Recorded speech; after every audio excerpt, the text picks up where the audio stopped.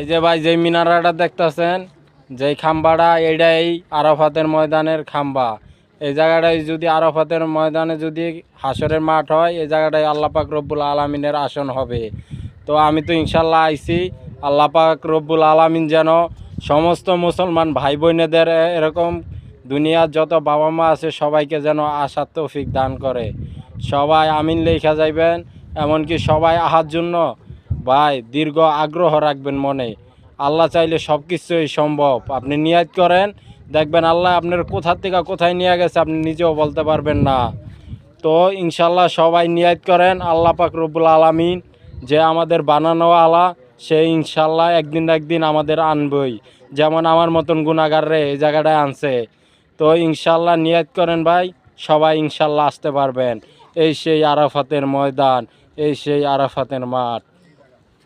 মাশাআল্লাহ।